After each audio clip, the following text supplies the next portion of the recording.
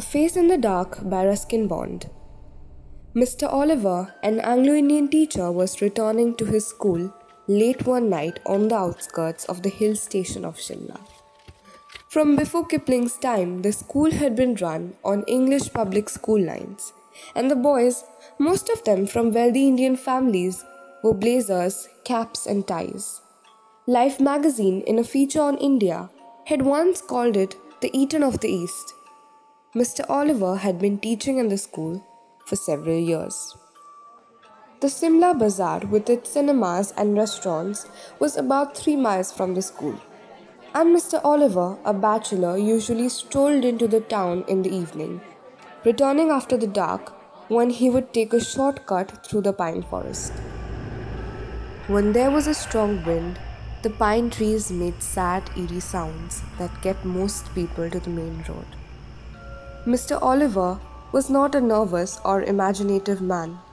He carried a torch, and its gleam, the batteries were running down, moved fitfully down the forest path.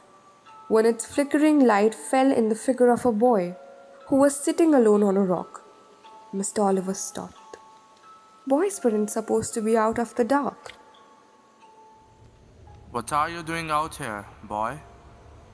Asked Mr. Oliver sharply, moving closer so that he could recognize the miscreant. But even as he approached the boy, Mr. Oliver sensed that something was wrong.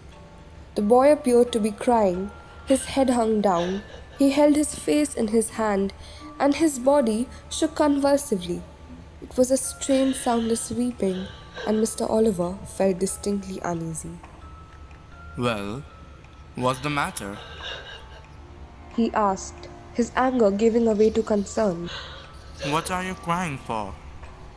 The boy would not answer or look up. His body continued to be racked with silent sobbing. Come on, boy. You shouldn't be out here at this hour. Tell me the trouble. Look up. The boy looked up. He took his hand from his face and looked up at his teacher. The light from Mr. Oliver's torch fell on the boy's face, if you could call it a face. It had no eyes, ears, nose or mouth.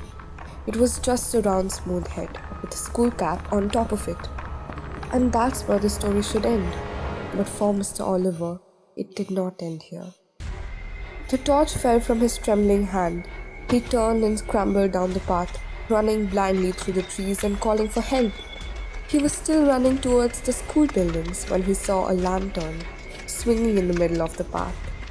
Mr. Oliver stumbled up to the watchman, gasping for breath.